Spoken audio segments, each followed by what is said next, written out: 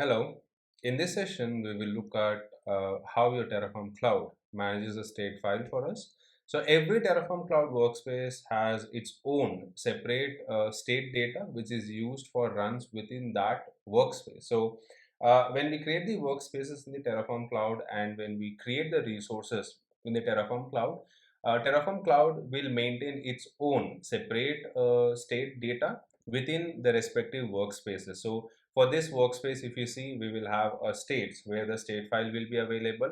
Likewise, if you look at the other workspace, there will be a states where the state data will be available for us. So in remote runs, Terraform Cloud automatically configures Terraform to use the workspace state. So when you're using the Terraform Cloud, your Terraform is automatically configured to make use of the state file that is available within the workspace. So Terraform configuration does not need an explicit backend configuration, and even if a backend configuration is present, it will be overridden. So unlike your Terraform CLI, where we define a backend to specify where we want to store the state file, in the Terraform Cloud, we don't have to do that. And even if we define a backend configuration, Terraform will override that. It will not use that backend configuration.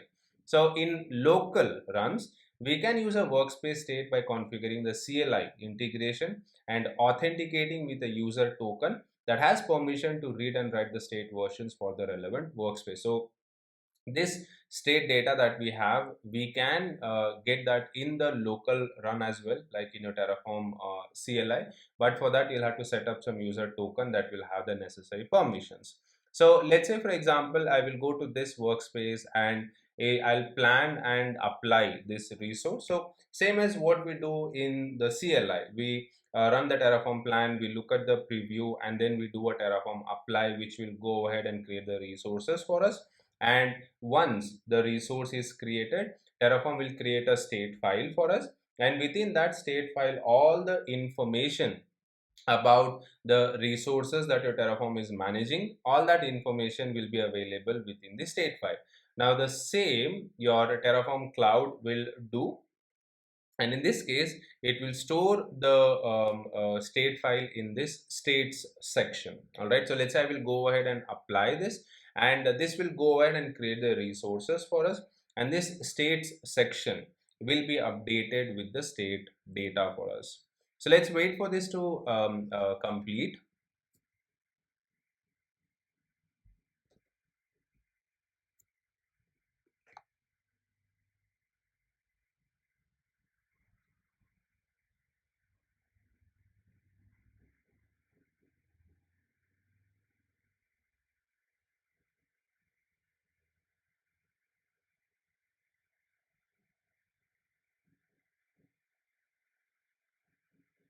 So here my resources are created, and you can see this is the resource ID we have. And now if you go to the states, I should be able to see the state data. Now this is basically history. So the other feature of your Terraform Cloud is that it maintains a history of your state file. So this is the latest state file we have, and if we go to this, I should be able to see the state data. So again, this is a JSON file, and all the resources that we have created, the information will be available within this state data.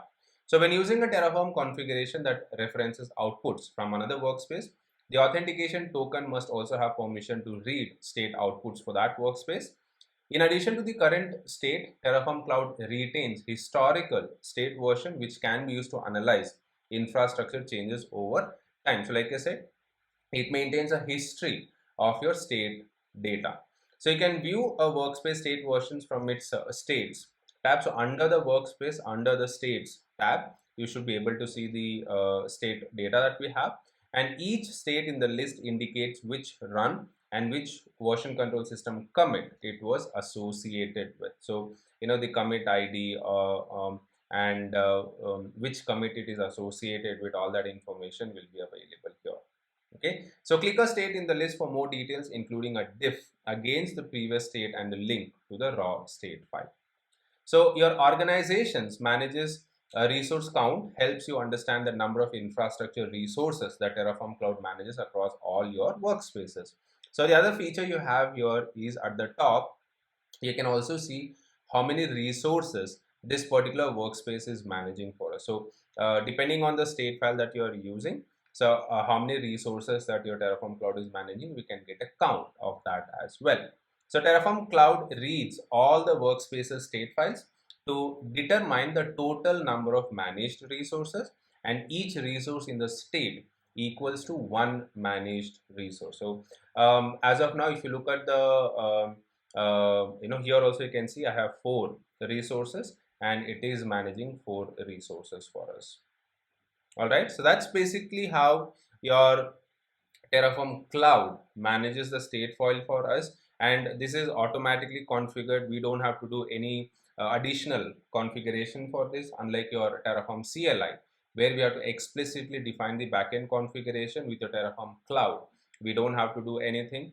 By default, all the state data will be maintained within the respective workspace, and it also maintains a history of your state file so that you can go and analyze how your infrastructure has changed over a period of time. All right, so that's basically what your Terraform Cloud state data is. That's all for this session. Thank you.